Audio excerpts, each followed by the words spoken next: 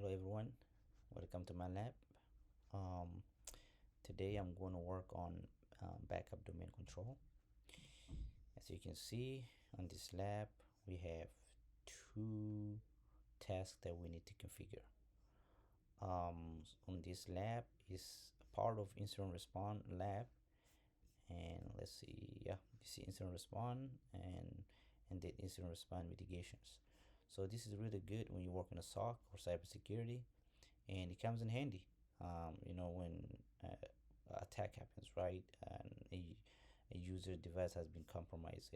So from eradication to recovery, you know, we follow the documentation how to retrieve the data, and when you recover data, make sure that the data is clean and effective, right? Because you know that you need to retrieve the data from the server or from the cloud where the data has been kept. So you can see the step that you need to take when you are investigating incidents, that from identification, contaminate, and eradication, recovery, and lesson learned.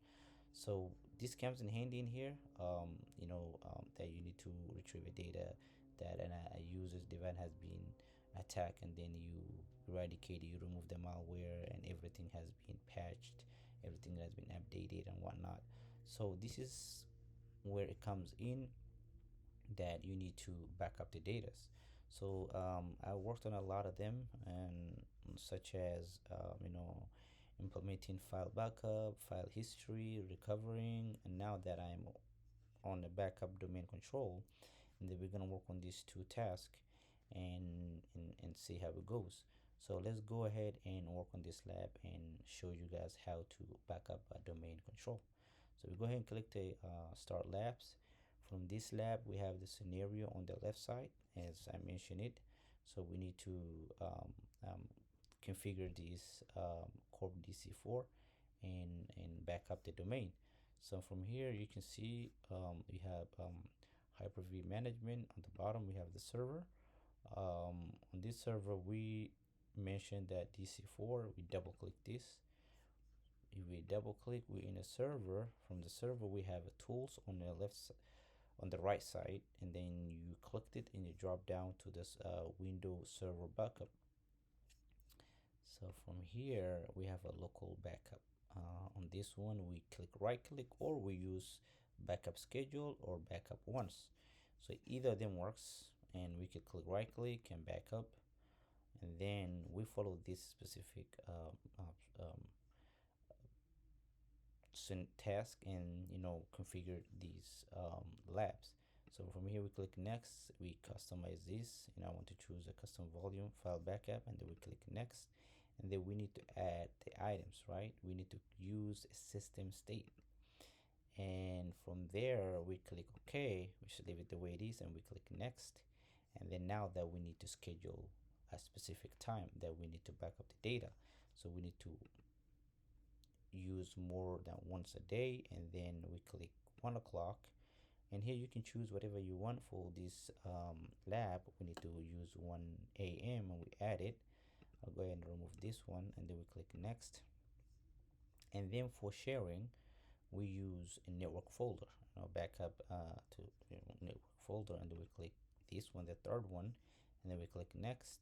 It will give you a notification saying that, hey, once you anything that you already backed up will be erased, or anything previously you backed up will be erased, and you have to acknowledge it, and we click OK.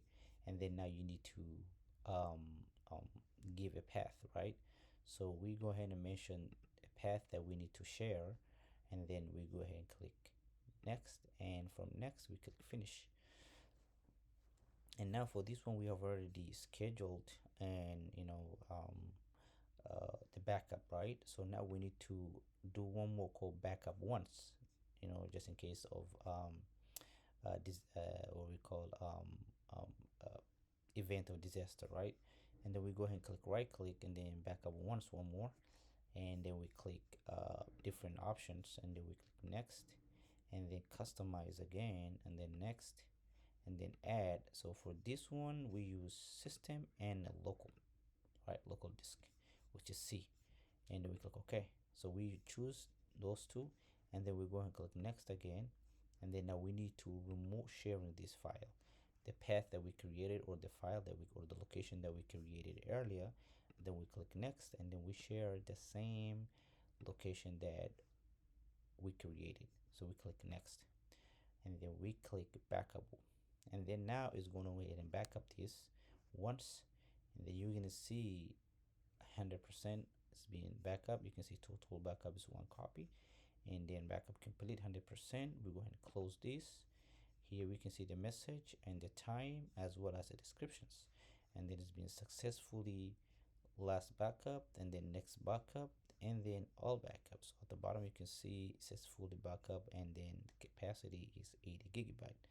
So this is how you need to backup files, and it's really useful when you're working in a SOC team.